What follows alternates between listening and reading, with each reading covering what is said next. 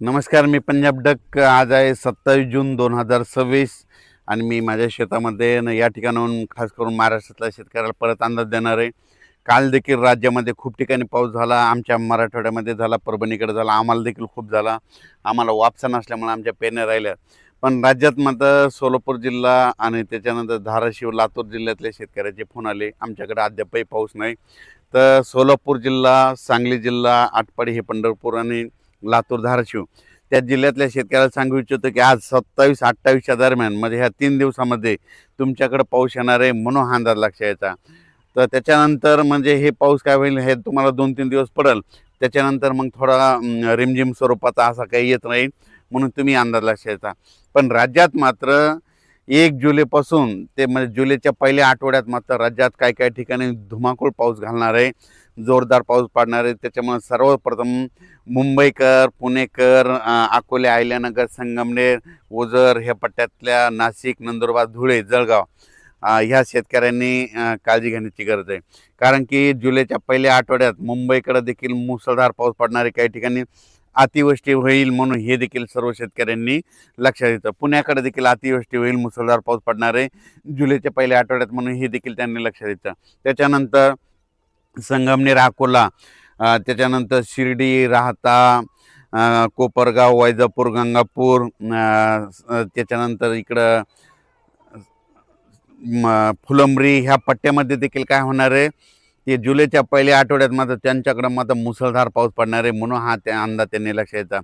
नंदुरबार जिल्ह्यातले शेतकऱ्याचे फोन आले, नंदुरबार, धुळे जिल्हा, तर की आमच्या भागामध्ये काही जिल्ह्यात पाऊस पडला आणि काहीकडे राहायचं. तर नंदुरबार, धुळे आणि उत्तर महाराष्ट्रातल्या शेतकऱ्याला तुम्हाला एक सांगू इच्छितो, तुमच्याकडं पाऊस लेट येणार आहे, पण तुमचं मात्र चांगलंच करून जाणार आहे.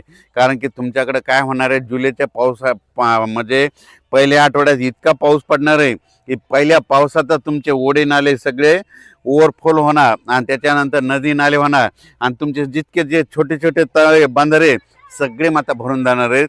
म्हणून हे अंदाज उत्तर महाराष्ट्रातल्या नंदुरबार जिल्हा, धुळे जिल्हा, जळगाव जिल्हा, नाशिक जिल्हा, दिंडोरी ह्या परिसरातील लोकांनी, त्याच्यानंतर गुजरातच्या बॉर्डरच्या कडेच्या शेतकऱ्यांनी हा अंदाज लक्षात यायचा.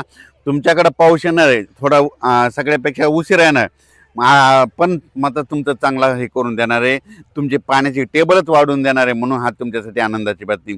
त्याच्यानंतर मराठवाड्यातल्या शेतकऱ्याला सांगू इच्छितो, मराठवाड्यामध्ये परभणी जिल्हा, बीड जिल्हा, लातूर जिल्हा, हिंगोली जिल्हा, नांदेड जिल्हा, संभाजीनगर आणि जालना जिल्हा, मराठवाड्यात आज देखील 27 तारखेपासून म्हणजे आज देखील रात्रीच्याला पाऊस आहे. म्हणजे 27 पासून ते 8 तारखेपर्यंत मराठवाड्यात दररोज वेगवेगळ्या भागात, वेगवेगळ्या गावात, वेगवेगळ्या तालुक्यात असा दररोज वेगवेगळा भाग पकडत असा पाऊस पडणार आहे.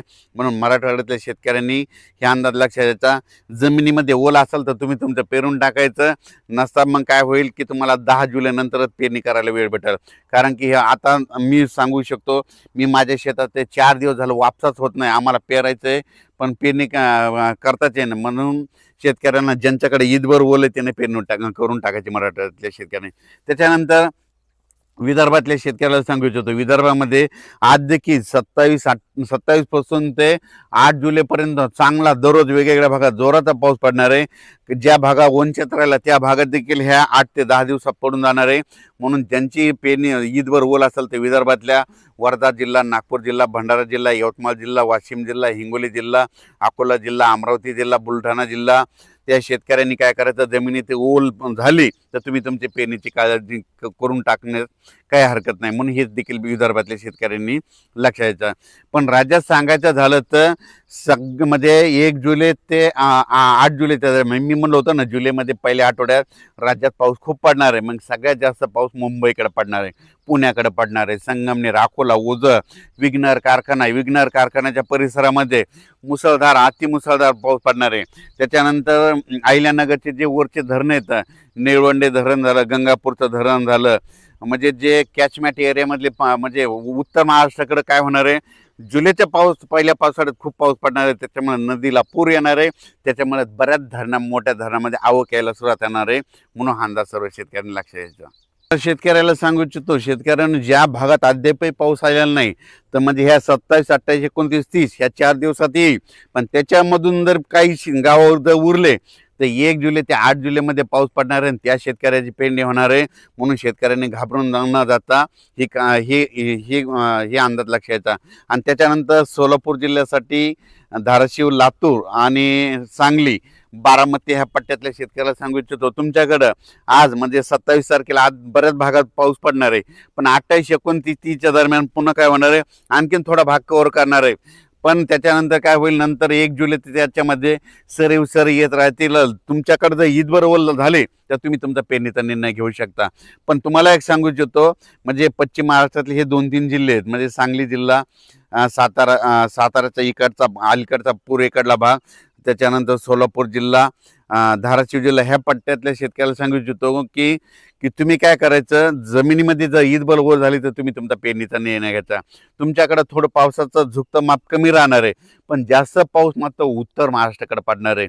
उत्तर कसं असतंय, राज्यातल्या एका भागात जर पाऊस पडायला लागला तर एक भाग थोडा कमी राहतंय, म्हणून हे देखील त्या शेतकऱ्यांनी लक्षात द्यायचं. तर यावेळेस मात्र उत्तर महाराष्ट्रातल्या शेतकऱ्यासाठी आनंदाची बातमी, नंदुरबार जिल्ह्यातल्या शेतकऱ्याचे फोन आले, आमच्याकडे पाऊस कमी, तर तुमच्याकडे कमी असला तर काय हरकत नाही. पण ह्या म्हणजे 3 दिवसात 1 जुलै ते 10 जुलैमध्ये जे पाऊस येईल ते तुम्हाला खूप म्हणजे सगळ्यात महाराष्ट्रामध्ये जास्त पाऊस पडणार मग तुमच्याकडे राहणार आहे, म्हणून हा अंदाज लक्षात घ्यायचा.